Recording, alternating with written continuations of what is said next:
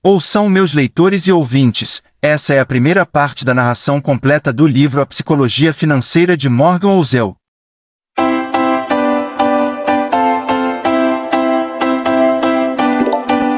A Psicologia Financeira, por Morgan Housel. Introdução. O maior espetáculo da Terra. Durante a faculdade, trabalhei como manobrista em um hotel chique de Los Angeles. Um hóspede recorrente era um executivo da área de tecnologia. Ele era um gênio que, aos 20 anos, projetara e patenteara um componente essencial em roteadores Wi-Fi. Fundara e vendera várias empresas. Era extremamente bem-sucedido. Além disso, ele tinha um relacionamento com o dinheiro que eu descreveria como um misto de insegurança e inconsequência. O homem sempre andava com um maço enorme de notas de $100, que exibia para todos que queriam ver e para muitos que não queriam. Quando estava bêbado, quase sempre se gabava da sua riqueza em alto e bom som, para todo mundo ouvir, a troco de nada. Certo dia, ele entregou milhares de dólares em espécie a um de meus colegas e disse: "Vá na joalheria que tem aqui perto e compre umas moedas de ouro de $1.000.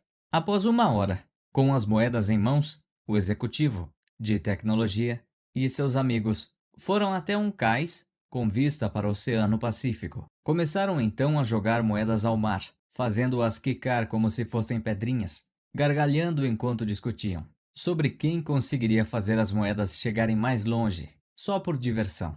Alguns dias depois, ele quebrou uma luminária do restaurante do hotel. O gerente disse ao executivo que era uma luminária de $500 e que ele teria que arcar com o prejuízo. "Você quer $500? Perguntou o homem, incrédulo, enquanto tirava notas do bolso e entregava ao gerente.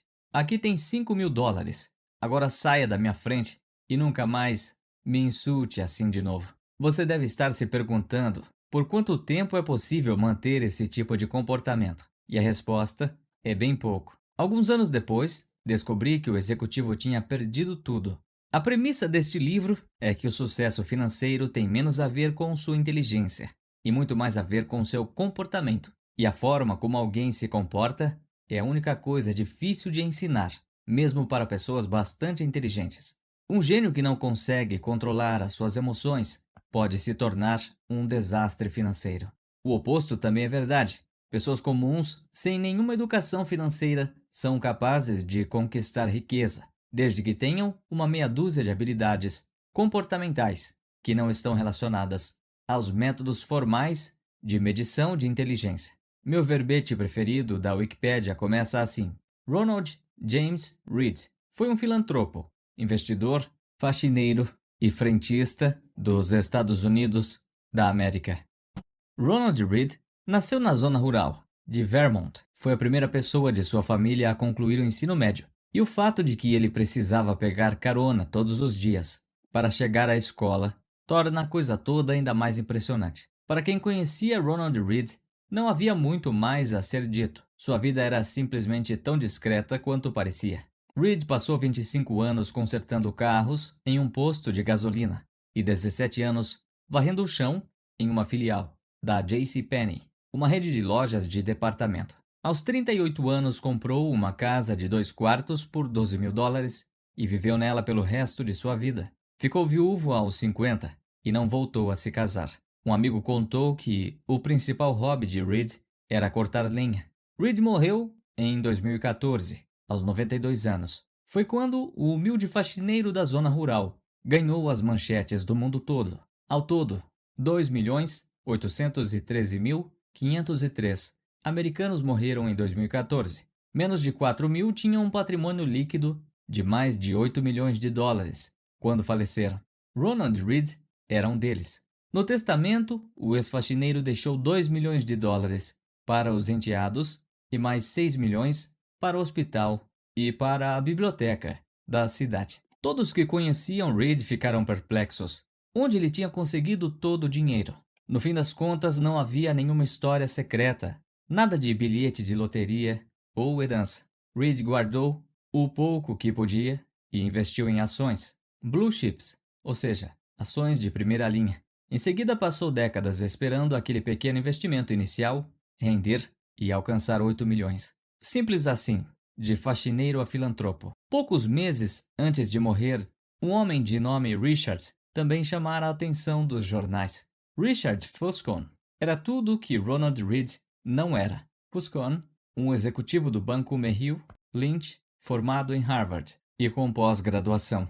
Teve uma carreira tão bem sucedida no mercado financeiro que se aposentou aos 40 anos e se tornou filantropo. David Komatsky, ex-CEO do Merrill Lynch, elogiou o talento para os negócios, a capacidade de liderança, o bom senso e a integridade pessoal de Fuscone. A revista Crane, especializada em negócios, o incluiu em uma das suas listas de 40 empresários de sucesso com menos de 40 anos. Mas eis que, à semelhança do executivo de tecnologia que jogava moedas de ouro no mar, tudo veio abaixo.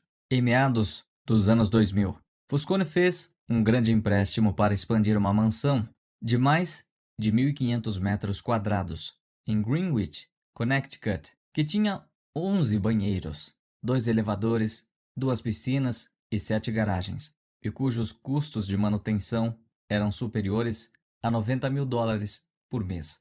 E então veio a crise financeira de 2008. A crise afetou as finanças de quase todo mundo.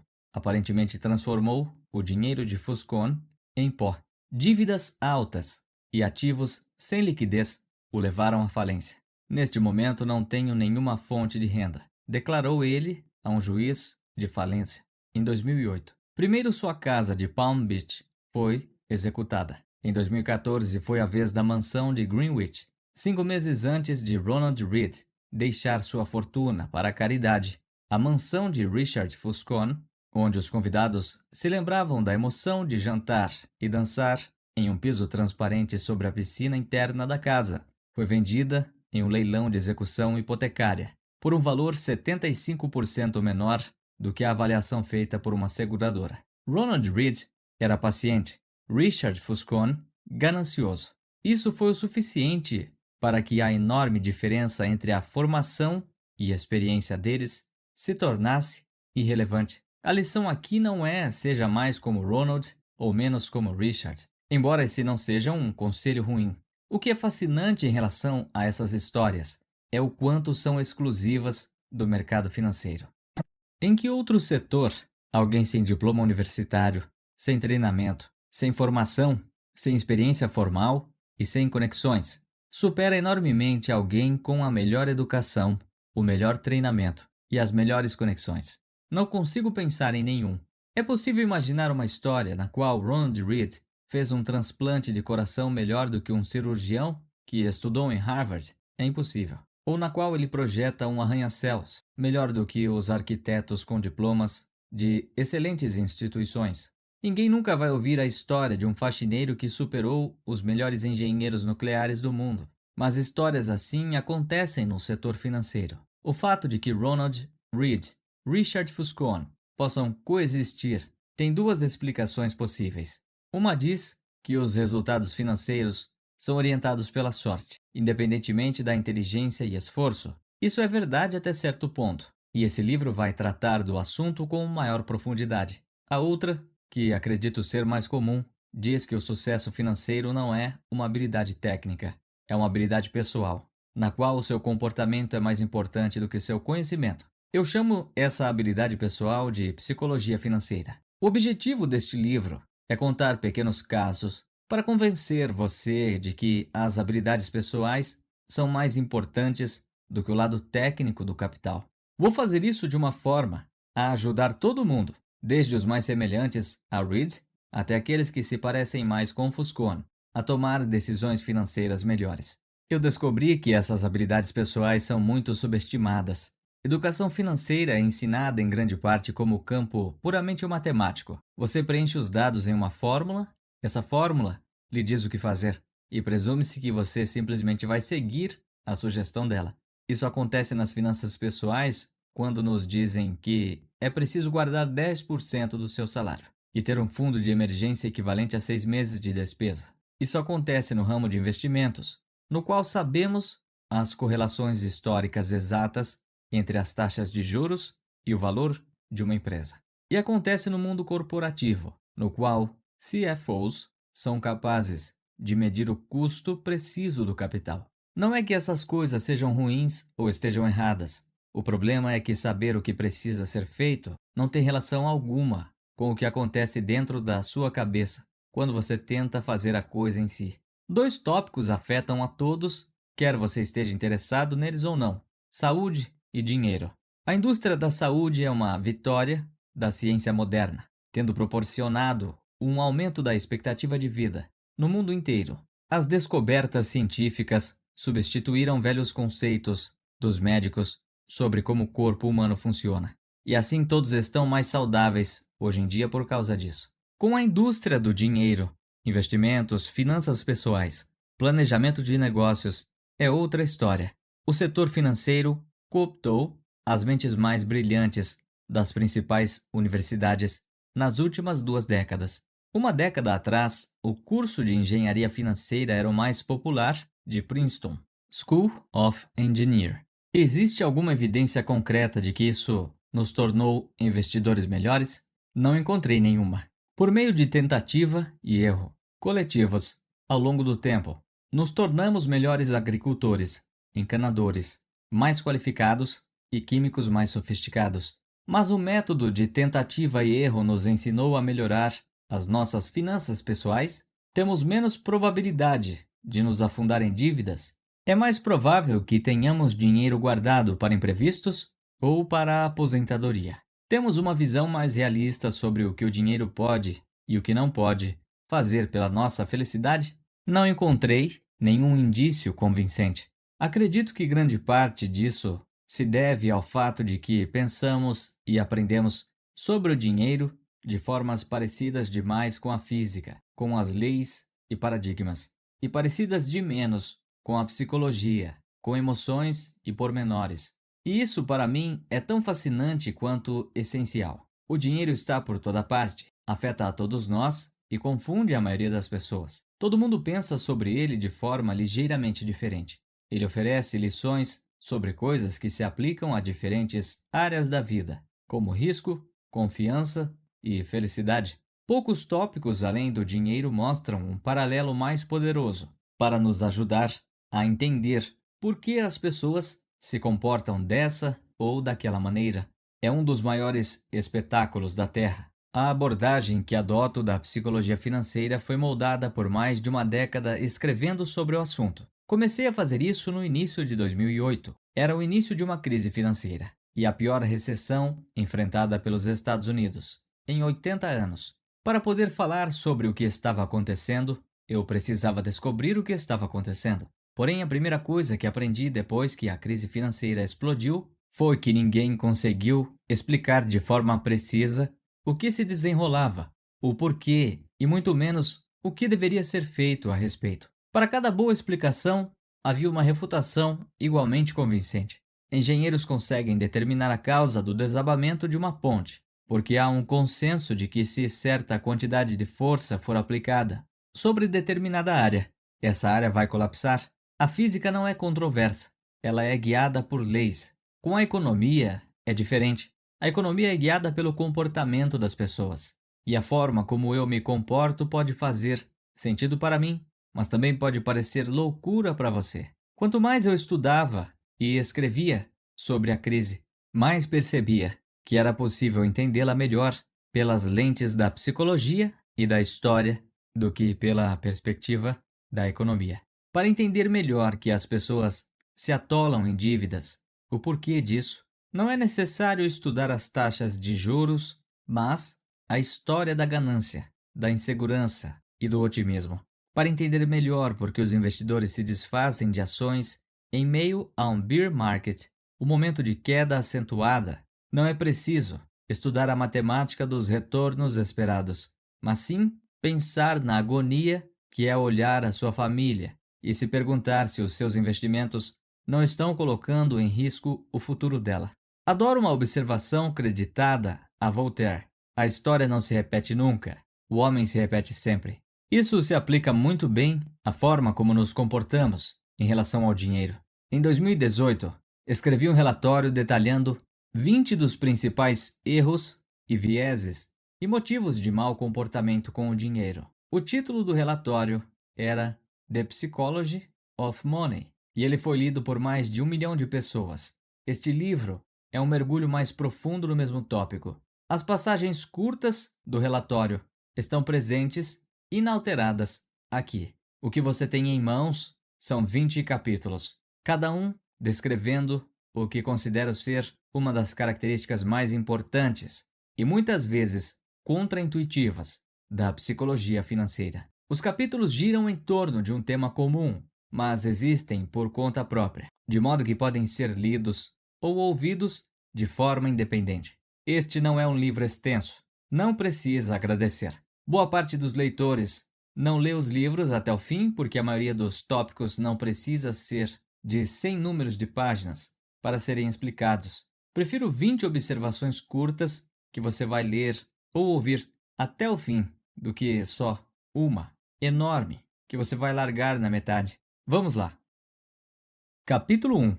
Ninguém é maluco. Suas experiências pessoais com o dinheiro respondem por mais ou menos 0% do que acontece no mundo, mas por cerca de 80% da forma como você acha que o mundo funciona. Deixe-me contar uma história sobre um problema. Ele pode fazê-lo se sentir melhor em relação a como você usa o seu dinheiro ou menos crítico em relação a como os outros usam o deles. As pessoas fazem coisas malucas quando o assunto é dinheiro, mas ninguém é maluco. A história é a seguinte: pessoas de gerações diferentes, criadas por pais diferentes, que ganham rendas diferentes e acreditavam em valores diferentes, em partes diferentes do mundo, nascidas em economias diferentes, vivendo em mercados de trabalho diferentes, com incentivos diferentes e graus de sorte diferentes. Aprendem lições bem diferentes. Cada pessoa tem uma visão única e particular sobre como as coisas funcionam, e o que você vivencia é mais forte do que aquilo que aprende pelo exemplo de outro. Então, todo mundo, eu, você, cada um de nós, passa a vida ancorado a um conjunto de pontos de vista sobre como o dinheiro funciona. Pontos que variam amplamente de indivíduo para indivíduo. O que parece loucura para você pode fazer sentido completo para mim. Alguém que cresceu em meio à pobreza pensa sobre o risco e recompensa de uma forma que o filho de um banqueiro abastado jamais conseguiria imaginar. Alguém que cresceu em meio à inflação alta vivenciou algo que a pessoa que passou a vida em uma época de preços estáveis nunca teve que experimentar. O corretor da bolsa que perde tudo na crise de 1929 experimentou algo que o trabalhador da indústria de tecnologia, que desfrutou da glória do final dos anos 90, nunca conseguiria conceber. O australiano que passou 30 anos sem ver uma recessão pôde experimentar uma coisa que nenhum americano jamais experimentou. E assim por diante. A lista de experiências é interminável. Você sabe coisas sobre o dinheiro que eu não sei, e vice-versa. Você tem crenças, expectativas e previsões diferentes das minhas. Não porque um de nós é mais inteligente que o outro, ou porque tem informações melhores. É porque tivemos vidas diferentes, moldadas por experiências diferentes, mas com o mesmo poder de influência. Suas expectativas pessoais com o dinheiro correspondem por mais ou menos 0% do que acontece com o mundo, mas cerca de 80% da forma como você acha que o mundo funciona. Portanto, pessoas igualmente inteligentes podem discordar sobre como e por que as recessões acontecem, sobre como investir dinheiro, sobre o que deve ser priorizado, sobre quanto risco se deve correr e assim por diante. No livro que escreveu sobre os Estados Unidos da década de 1930, Frederick Lewis Allen diz que a crise de 1929 marcou profundamente milhões de americanos pelo resto de suas vidas. Porém, a gama de experiência foi bastante ampla. 25 anos depois da publicação do livro, durante a campanha presidencial de 1960, um repórter perguntou ao então candidato John Kennedy qual era sua lembrança da Grande Depressão. Kennedy respondeu: "Não sei nada sobre a Grande Depressão por experiência própria. Minha família tinha uma das maiores fortunas do mundo, que passou a valer mais do que nunca. Compramos casas maiores, mais empregados, viajamos mais. A única coisa que vi diretamente foi que meu pai contratou alguns jardineiros extras apenas para lhes dar um emprego, para que pudessem comer. Não aprendi nada de verdade sobre a Grande Depressão, até ler sobre ela em Harvard. Aquele foi o momento importante da eleição. Como as pessoas se perguntavam, alguém sem compreensão alguma da maior crise econômica recente poderia ser colocado no comando da economia? Esse fator só foi superado pela experiência de JFK na Segunda Guerra Mundial. Era outra experiência emocional mais relevante para a geração mais velha, e algo que o principal oponente nas primárias do Partido Democrata, Humbert Humphrey, não tinha. O desafio para nós é que nenhum volume de leituras ou empatia é capaz de recriar genuinamente o poder do medo e da incerteza.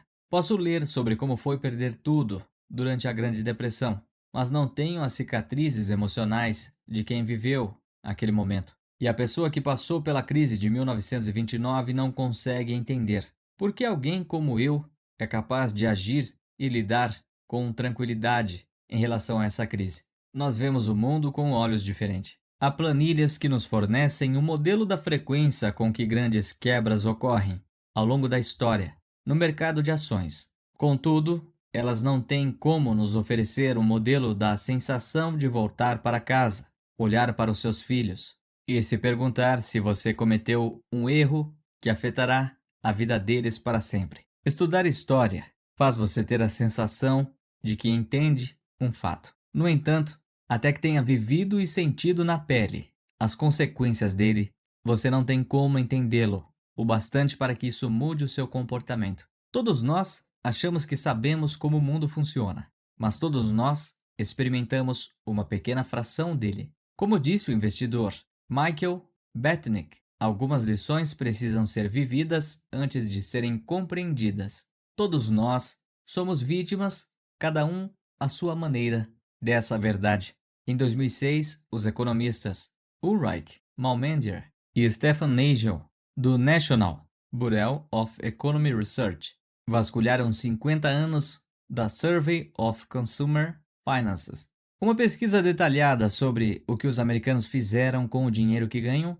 Em tese, as pessoas deveriam tomar decisões quanto a investimento com base nos seus objetivos pessoais e nas particularidades de cada opção de investimento disponível naquele momento. Porém, não é isso que acontece. Os economistas descobriram que as decisões sobre investimentos mais importantes da vida das pessoas estão fortemente ancoradas nas experiências que elas tiveram na própria geração, sobretudo nas do início de suas vidas adultas. Os indivíduos que cresceram em tempos de inflação alta investem menos dinheiro em títulos, quando adultos, se comparados àqueles que cresceram em tempos de inflação baixa. Aqueles que, por acaso, cresceram quando o mercado de ações estava forte investem mais em ações quando adultos, em comparação àqueles que cresceram em uma época em que as ações estavam fracas. Os economistas escreveram: nossas descobertas sugerem que a predisposição dos investidores individuais em assumir riscos depende do histórico pessoal de cada um.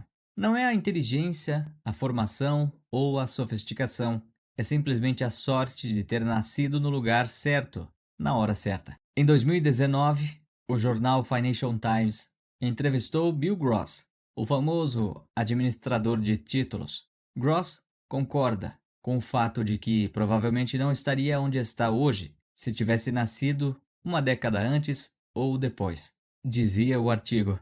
A carreira dele coincidiu quase perfeitamente com uma geração inteira de queda nas taxas de juros, o que foi um vento favorável para o investimento em ações. Esse tipo de coisa afeta não apenas as oportunidades com as quais você se depara, afeta a forma como você pensa sobre essas oportunidades quando se vê diante delas. Para Gross, títulos eram como máquinas de fazer dinheiro. Para a geração do pai dele, que teve que encarar uma inflação bem mais alta enquanto crescia, costumavam ser vistos como máquinas de queimar dinheiro. As diferenças na forma de vivenciar o dinheiro costumam variar bastante de pessoa para pessoa, até mesmo entre aqueles que julgamos serem muito semelhantes. Vejamos as ações, por exemplo. Se você nasceu em 1970, O índice S&P 500 aumentou quase 10 vezes, já descontada a inflação, durante a sua adolescência e aos seus 20 anos. Esse é um retorno incrível. Se nasceu em 1950, o mercado americano não foi absolutamente a lugar algum durante a sua adolescência e seus 20 anos. Também descontada a inflação. Dois grupos de pessoas separadas meramente pelo ano de nascimento, pela vida com uma visão muito diferente em relação ao funcionamento do mercado de ações. Se você nasceu nos Estados Unidos dos anos 1960, a inflação entre sua adolescência e seus 20 anos, ou seja, a sua juventude, um período maior de maleabilidade, quando você está desenvolvendo uma base de conhecimento sobre a forma como a economia funciona, fez os preços triplicarem. Isso é muita coisa. Você se lembra das filas nos postos de gasolina e dos salários que acabavam bem mais rápido do que o do mês anterior?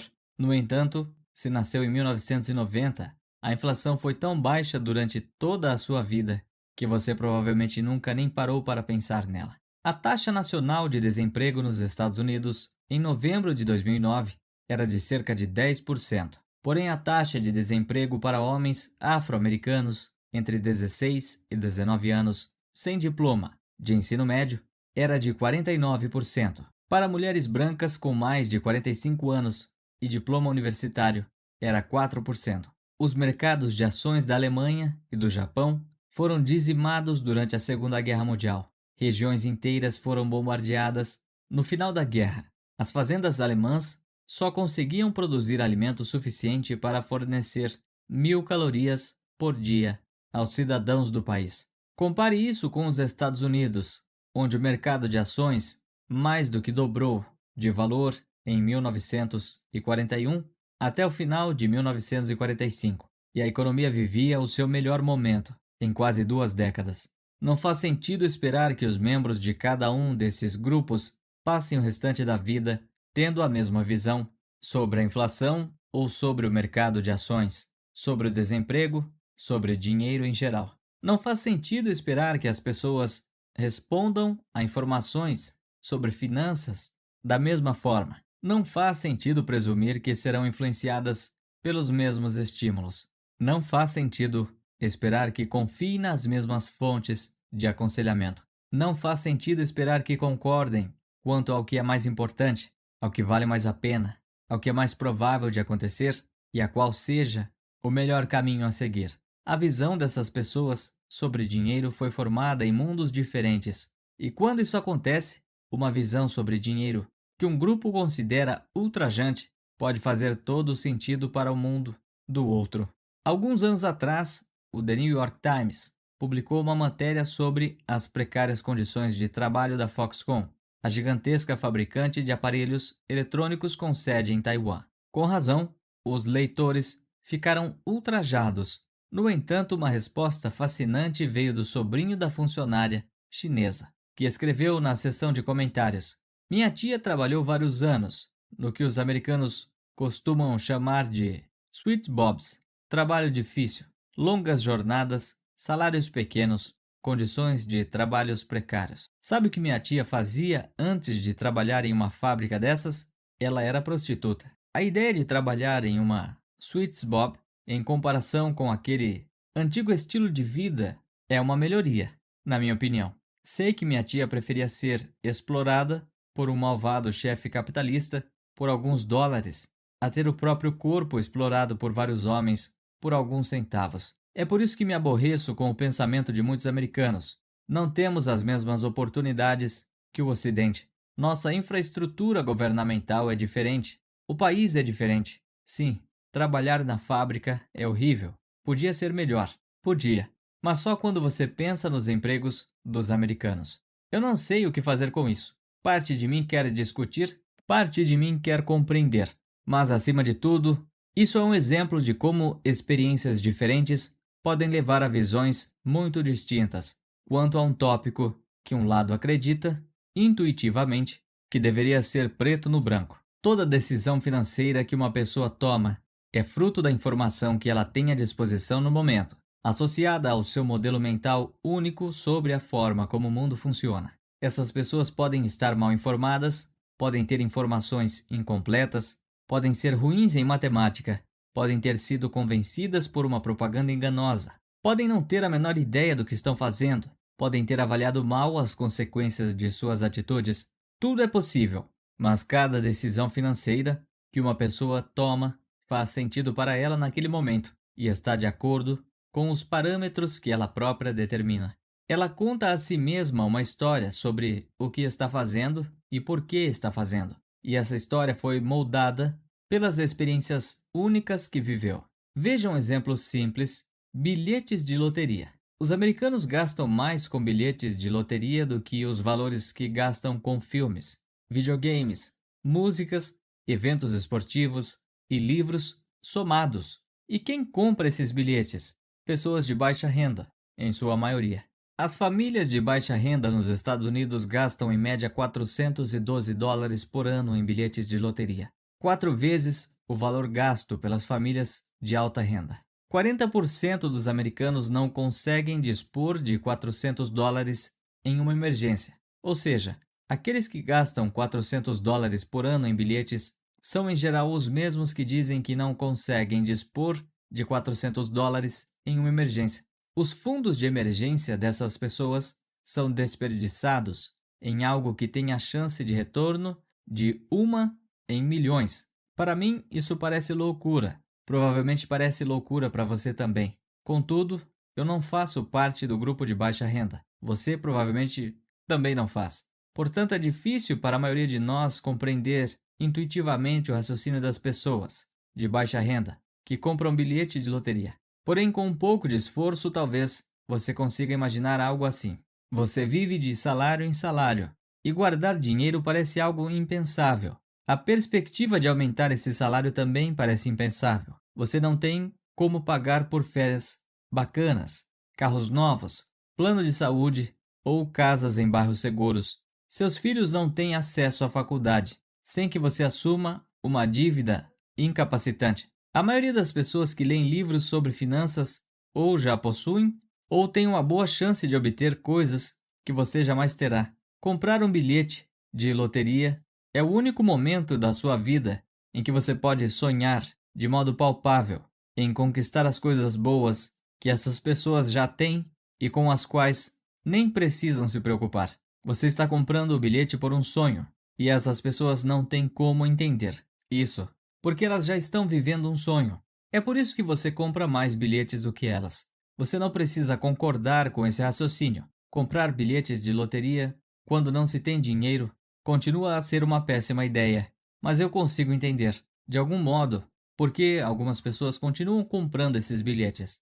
E esse conceito de o que você está fazendo parece loucura, para mim, mas de certa forma eu entendo, expõe a origem de muitas de nossas decisões financeiras. Poucas pessoas tomam esse tipo de decisão apenas com base em uma planilha. Elas fazem isso durante um jantar em família ou em uma reunião de negócios, momentos em que história pessoal, visão singular de mundo, ego, orgulho, marketing e estímulos improváveis se mesclam para formar uma narrativa que faça sentido para cada indivíduo. Uma coisa importante que ajuda a explicar por que é tão complicado tomar decisões financeiras e por que existem tantos comportamentos inadequados é perceber o quanto esse assunto é recente. O dinheiro circula entre nós há bastante tempo. Acredita-se que tenha sido o rei Alíates, da Lídia, parte atual Turquia, quem criou a primeira moeda oficial por volta de 600 a.C. Mas os fundamentos modernos das decisões financeiras, poupar e investir, têm por base conceitos que ainda são muito jovens e estão engatinhando. A aposentadoria, por exemplo. Nos Estados Unidos, ao final de 2018, havia 27 trilhões de dólares investidos em planos de aposentadoria, fazendo dela o principal estímulo das decisões de investimento e de poupança do investidor comum. No entanto, o conceito de se ter direito a uma aposentadoria existe há no máximo 2 gerações. Antes da Segunda Guerra Mundial, a maioria dos americanos trabalhava até morrer.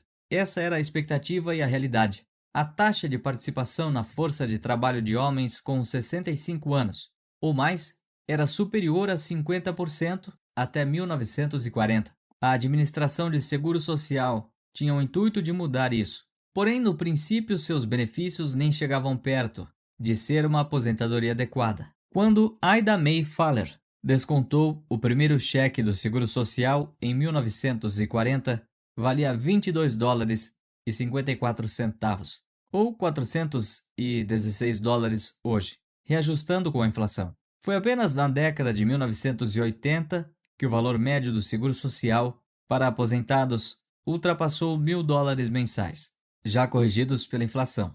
Até o final dos anos 1960, o Departamento do Censo classificava mais de um quarto da população americana acima dos 65 anos entre os que viviam em situação de pobreza.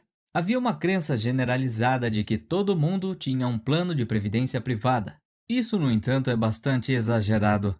O Employee Benefit Research Institute explica: apenas um quarto das pessoas com 65 anos ou mais recebia algum tipo de pensão em 1975.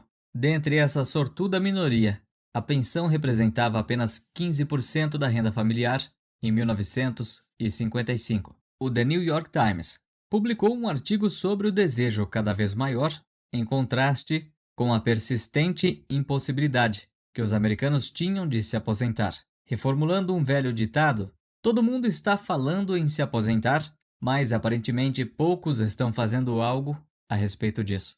Foi somente na década de 1980 que surgiu o conceito de que todos mereciam e deveriam ter uma aposentadoria digna. Desde então, a forma de obter essa aposentadoria digna tem sido a expectativa de que cada um vai economizar e investir nela do próprio bolso. É importante reforçar o quanto o conceito é recente. O Plano 401, a forma mais comum de poupança para a aposentadoria nos Estados Unidos, não existia até 1978. A Roth IRA, Conta Individual de Aposentadoria, só surgiu em 1998. Se fosse uma pessoa, mal teria idade para beber. Não deveria ser motivo de espanto para ninguém o fato de muitos de nós sermos péssimos em guardar dinheiro para a aposentadoria. Ninguém aqui é maluco. Somos novatos. Só isso. A mesma coisa vale para a universidade. O percentual de americanos acima dos 25 anos com diploma de ensino superior passou de menos de 5% em 1940 para 25% em 2015. O custo médio de uma faculdade nesse período aumentou mais de 4 vezes, descontada a inflação. O fato de algo de tal dimensão ter atingido a sociedade com essa rapidez explica, por exemplo, por que tantas pessoas tomaram decisões equivocadas em relação a empréstimos estudantis nos últimos 20 anos. Não há décadas de experiência acumuladas de onde podemos tirar alguma lição. Estamos improvisando. É a mesma coisa também quando se trata de fundos de índice, que têm menos de 50 anos de idade. Os fundos de cobertura não haviam decolado há 25 anos atrás. Mesmo o uso generalizado do endividamento do consumidor, prestação imobiliárias, cartões de créditos e empréstimos para a compra de automóveis só começou após a Segunda Guerra Mundial, quando uma lei sancionada em 1944 pelo presidente Franklin Roosevelt tornou mais fácil o empréstimo para milhões de americanos. Os cachorros foram domesticados há 10.000 anos e até hoje mantêm alguns comportamentos de seus ancestrais selvagens. Apesar disso, aqui estamos nós, com algo entre 20 e 5 anos de experiência no sistema financeiro moderno, na expectativa de estarmos perfeitamente adaptados em um tema tão sensível ao embate emoções versus fatos. Isso é um problema. Porém, esse fator nos ajuda a entender por que nem sempre fazemos o que deveríamos quando o assunto é dinheiro. Todos fazemos coisas malucas com o dinheiro, porque todos somos relativamente novos neste jogo. Mas o que parece maluquice para você pode fazer todo sentido para mim. Só que ninguém é maluco. Todo mundo toma decisões com base em experiências pessoais, singulares, que parecem fazer sentido em um determinado momento. Agora deixe-me contar a história sobre como Bill Gates ficou rico. Capítulo 2. Sorte e risco. Nada é tão bom nem tão ruim quanto parece. Sorte e risco são irmãos. São a expressão concreta de que todo resultado na vida é guiado por outras forças além do mero esforço individual. Scott Galloway, professor da Universidade de Nova York, tem uma frase que vale a pena ser lembrada na hora de avaliar o sucesso. Tanto o nosso próprio quanto os dos outros. Nada é tão bom nem tão ruim quanto parece. Bill Gates estudou em uma das únicas escolas de ensino médio do mundo que tinha um computador. Por si só, a história de como o Lakeside School, nos arredores de Seattle, conseguiu um computador já é notável. Bill Dogan, o ex-combatente da Marinha Americana na Segunda Guerra Mundial, se tornou professor de matemática e ciências. Ele acreditava que sem experiência no mundo real, ficar apenas lendo livros não serviria para nada.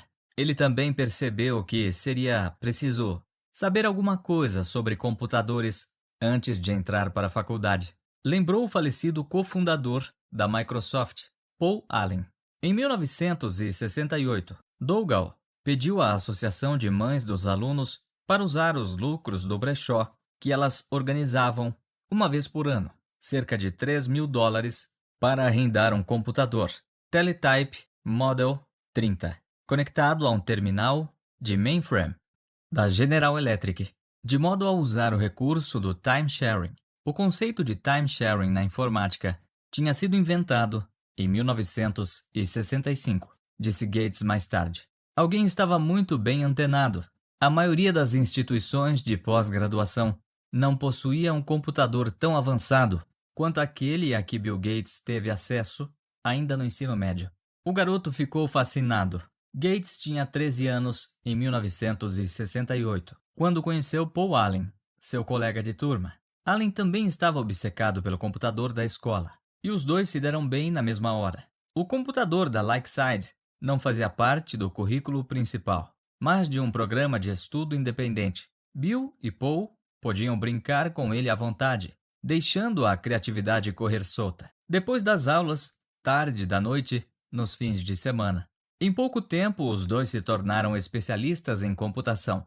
Allen contou que se lembra de uma vez em que Gates, durante uma dessas sessões noturnas, mostrou a ele uma edição da revista Fortune e falou: "Como deve ser comandar uma empresa Fortune 500?" Allen respondeu que não fazia ideia. "Talvez algum dia a gente tenha a nossa própria empresa de computadores", disse Gates. "Hoje a Microsoft vale mais de $1 trilhão. Agora, façamos uma continha rápida. De acordo com a ONU, havia cerca de 303 milhões de pessoas em idade escolar no mundo em 1968. Cerca de 18 milhões delas viviam nos Estados Unidos, sendo 270 mil no estado de Washington. Pouco mais de 100 mil delas viviam na área de Seattle e apenas cerca de 300 frequentaram a Lakeside School. Começamos com 303 milhões e terminamos com 300. Apenas um em cada 1 milhão de estudantes em idade escolar frequentou a instituição de ensino médio que tinha a combinação de dinheiro e visão para conseguir um computador.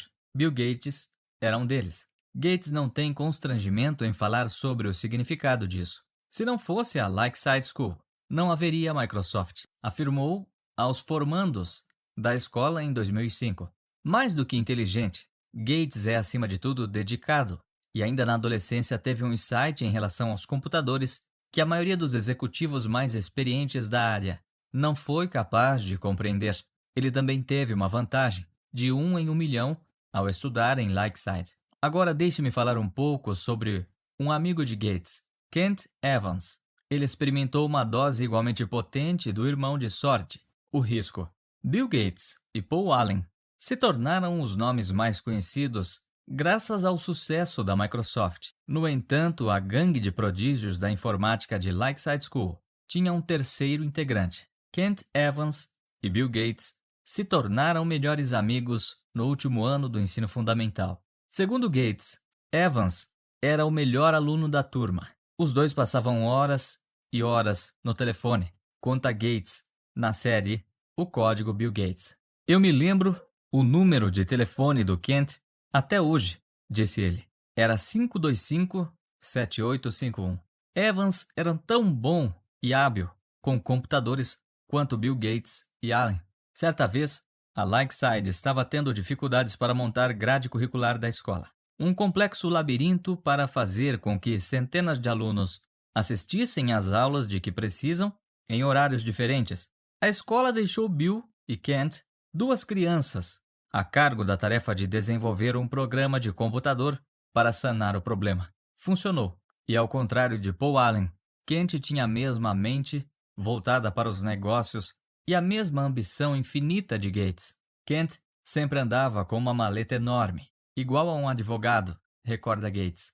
Estávamos sempre planejando o que fazer dali a 5 ou 6 anos. Será que a gente devia virar CEO? Que tipo de mudança seríamos capazes de promover? Será que a gente deveria virar general ou embaixador?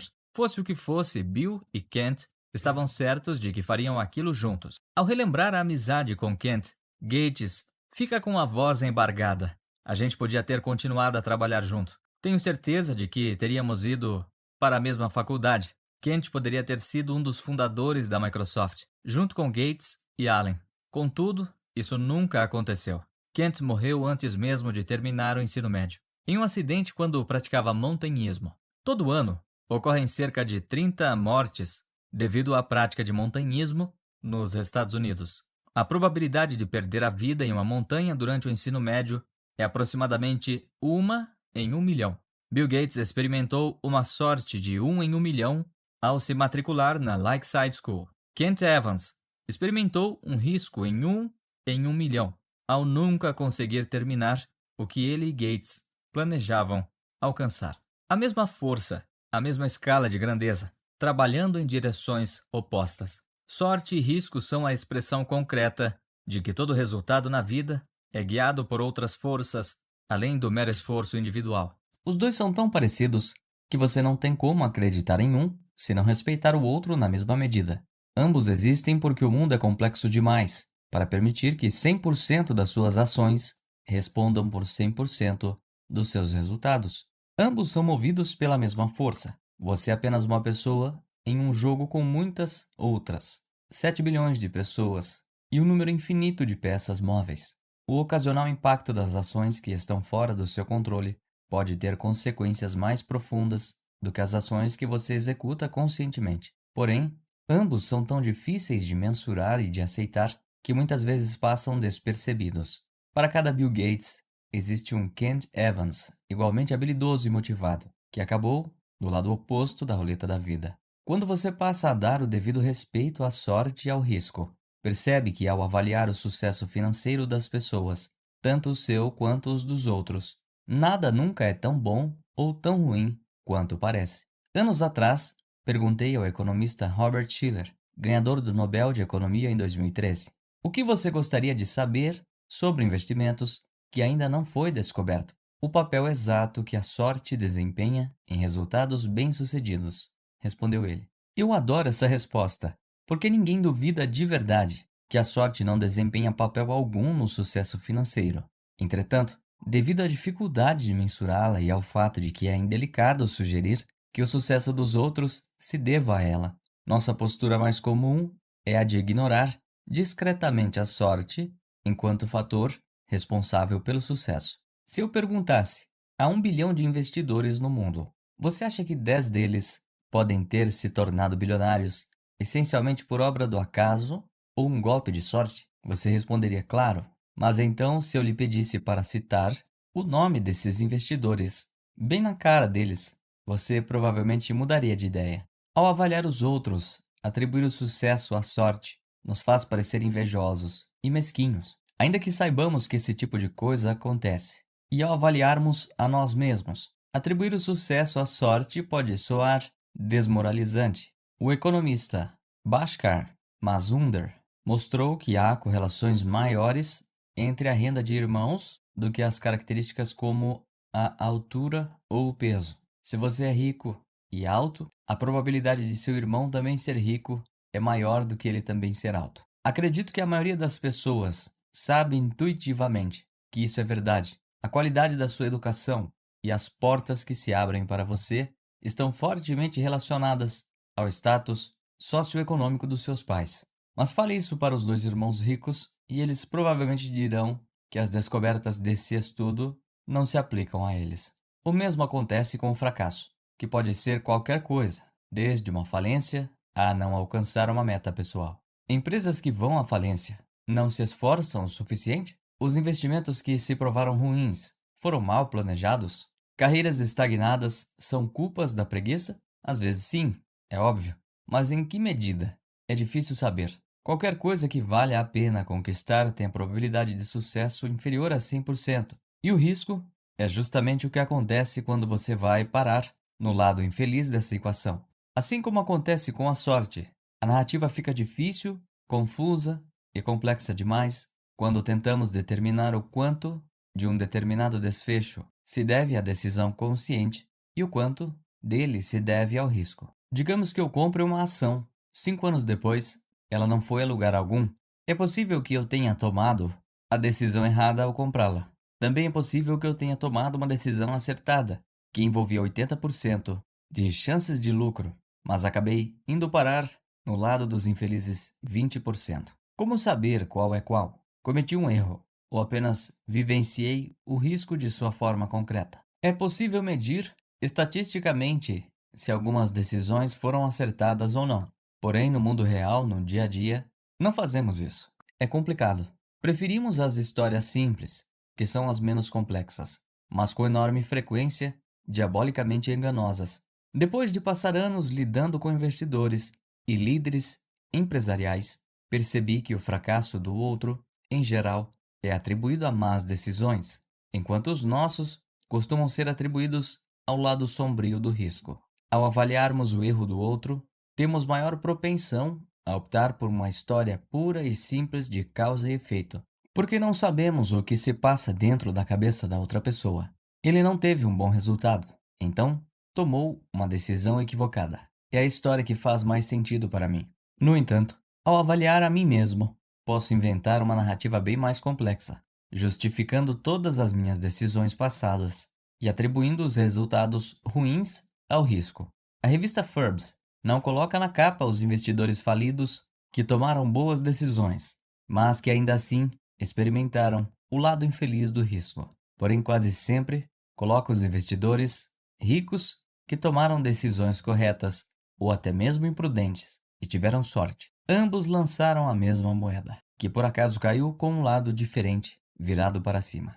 O aspecto perigoso disso é que todos nós estamos tentando aprender o que funciona e o que não funciona em relação ao dinheiro. Quais estratégias de investimento funcionam? Quais não funcionam? Quais estratégias de negócios funcionam? Quais não funcionam? Como ficar rico? Como evitar ficar pobre? Nossa tendência é tirar lições observando sucessos e fracassos e dizendo: faça o que fulana fez, evite o que Beltrano fez. Se tivéssemos uma varinha de condão, descobriríamos exatamente quais desses resultados se devem a atitudes que podem ser replicadas e aqueles que de alguma forma foram influenciados pelo papel aleatório do risco e da sorte. Mas não temos uma varinha de condão. Temos cérebros que preferem respostas fáceis, sem apetite por nuances. Portanto, identificar todas as características que devemos imitar ou evitar pode ser bastante complicado. Vou contar agora outra história sobre um sujeito que, assim como Bill Gates, se tornou extremamente bem-sucedido. No entanto, não é fácil determinar se seu sucesso foi fruto da sorte ou de habilidade. Cornelius Vanderbilt tinha acabado de fechar uma série de negócios para expandir seu império ferroviário. Um dos conselheiros de negócios dele se arriscou a dizer que cada um dos acordos do conjunto com o qual ele havia concordado infringia a lei. Meu Deus, John, disse Vanderbilt, você acha mesmo possível operar uma ferrovia de acordo com a legislação do estado de Nova York? Eis meu primeiro pensamento ao ler isso. Foi por causa dessa atitude que ele se tornou tão bem-sucedido. As leis não previam a existência de ferrovias na época de Vanderbilt. Então, ele pensou, que se dane, e foi em frente. Vanderbilt se tornou muito bem-sucedido. Portanto, é tentador enxergar o desprezo dele pelas leis. Algo notório e vital para seu sucesso, como um gesto de sabedoria. Aquele visionário não permitia que nada ficasse entre seus planos e ele. Mas quão perigosa é essa análise? Nenhuma pessoa em sã consciência listaria infringir a lei entre os requisitos para o sucesso enquanto empreendedor. Não é difícil imaginar a história de Vanderbilt tomando um rumo bem diferente. Um criminoso cuja empresa recém-inaugurada foi por água abaixo devido a imbróglios com a justiça. Portanto, temos um problema aqui. Você pode elogiar Vanderbilt por ter desprezado a lei com a mesma paixão com que critica a Enron, a companhia de energia falida em 2007, pela mesma atitude. Talvez uma tenha tido sorte ao fugir das garras da lei, enquanto outra se viu no lado do risco. A história de John D. Rockefeller é semelhante. Suas frequentes tentativas de burlar a lei. Certa vez, um juiz falou que a empresa dele não era melhor do que um ladrãozinho qualquer. São quase sempre retratadas pelos historiadores como um exemplo de talento para os negócios. Talvez tenham sido. Porém, em que momento a narrativa muda de você não deixou que as leis ultrapassadas atrapalhassem o seu progresso para você cometeu um crime? Ou ainda, quanto a história teria que mudar para que a narrativa passasse de Rockefeller era um gênio, procure aprender com os sucessos dele, para Rockefeller era um criminoso, procure aprender com os erros dele. Muito pouco. Que me importa a lei? Disse Vanderbilt, certa vez. Eu tenho poder, não tenho? Ele tinha e tudo deu certo. Mas é fácil imaginar essas palavras como sendo as últimas de uma história com um desfecho bem diferente. A linha que separa o ousado do imprudente pode ser bastante tênue, e muitas vezes ela desaparece quando não damos o peso adequado ao risco e à sorte. Benjamin Graham é tido como um dos maiores investidores de todos os tempos, pai do conceito de investimento em valor e mentor de Warren Buffett. No entanto, a maior parte do sucesso de Benjamin nos investimentos se deu à posse de uma enorme fatia das ações da seguradora americana Geico, o que, como o próprio Graham admitiu, quebrava quase todas as regras de diversificação que ele havia estabelecido nos seus escritos. Nesse caso, onde fica a linha tênue que separa ousadia de imprudência? Não sei responder. Graham escreveu sobre uma bonança com as ações da Geico, um golpe de sorte ou uma decisão extremamente perspicaz. É possível diferenciar um do outro? Não é nada fácil. Da mesma forma, considerando Mark Zuckerberg um gênio por ter recusado a oferta de $1 bilhão que o Yahoo fez em 2006 pela sua empresa. Ele mirou no futuro e confiou em si mesmo. No entanto, as pessoas criticam com igual valor o próprio Yahoo por ter recusado uma grande oferta de compra por parte da Microsoft. Aqueles idiotas deviam ter colocado dinheiro no bolso enquanto ainda tinham tempo. Que lição fica para os empreendedores aqui? Não faço a menor ideia, porque risco e sorte têm contornos difíceis de definir. Existem diversos exemplos disso. Inúmeras fortunas e falências se devem à alavancagem financeira. Os melhores e piores gerentes exigem dos seus funcionários o máximo que podem.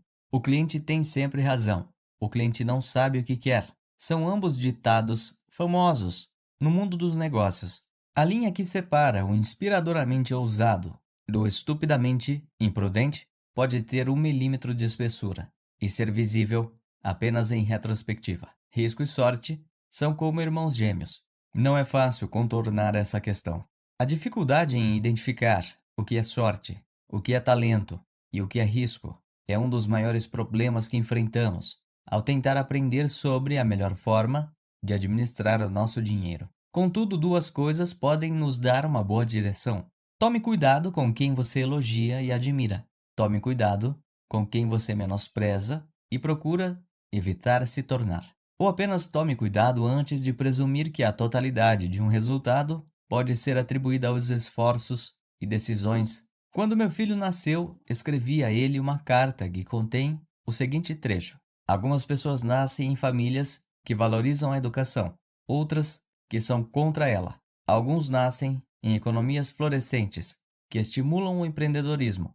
Outros nascem em meio a guerras e miséria. Quero que você mereça e conquiste o sucesso, mas nunca se esqueça de que nem todo sucesso se deve ao trabalho duro, e nem toda pobreza se deve à preguiça.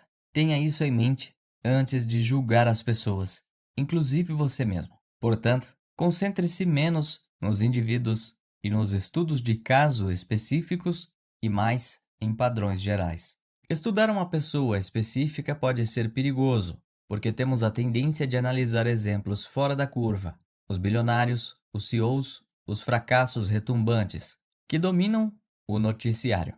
E, em geral, esses exemplos são os menos aplicáveis a outras situações, dada a complexidade deles. Quanto mais fora da curva o resultado, menor a probabilidade de que você possa aplicar as lições dele em sua vida, porque será maior a probabilidade de o resultado ter sido influenciado por excessos de sorte ou de risco. Ao procurar por padrões gerais de sucesso e fracasso, você vai se aproximar mais das ações que podem ser postas em prática. Quanto mais difundido o padrão, mais aplicável ele pode ser à sua vida. Tentar imitar o êxito dos investimentos de Warren Buffett é difícil, porque os resultados são extremos, que o papel da sorte no desempenho da vida dele é provavelmente muito alto. E sorte não é uma coisa que pode ser reproduzida de forma confiável. Mas perceber, como veremos no capítulo 7, que as pessoas que têm controle sobre o próprio tempo tendem a ser mais felizes é uma observação ampla e comum com a qual você pode fazer algo útil. Meu historiador preferido, Frederick Lewis Allen, passou a carreira retratando a vida do americano médio, comum, como vivia, por quais mudanças passou, com o que trabalhava, o que comia no jantar, etc. Há mais lições relevantes que podem ser extraídas desse tipo de observação ampla do que do resultado de personagens fora da curva que tendem a monopolizar o noticiário. Bill Gates disse certa vez: "O sucesso é um péssimo professor. Ele faz com que as pessoas inteligentes acreditem que não vão perder nunca." Quando as coisas estão indo muito bem, esteja ciente de que nem tudo é tão bom quanto você pensa. Você não é invencível, e se admite que a sorte lhe trouxe o sucesso, então também deve acreditar no irmão dela, o risco, que pode provocar uma reviravolta na sua história, com a mesma rapidez. E o contrário também vale. Da mesma forma, o fracasso também pode ser um péssimo professor, porque faz com que as pessoas inteligentes acreditem que as suas decisões foram péssimas, quando às vezes elas apenas estão considerando a dimensão implacável do risco. O truque para lidar com o fracasso é organizar a vida financeira de forma que um mau investimento aqui ou uma meta financeira não alcançada ali não tirem você do campo, de modo a poder continuar em jogo, até que os números voltem a estar a seu favor. Porém, o mais importante é que, para além de reconhecer o papel da sorte em relação ao sucesso, o papel representado pelo risco significa que devemos nos perdoar e deixar um espaço para compreensão ao julgar os fracassos. Nada é tão bom nem tão ruim quanto parece.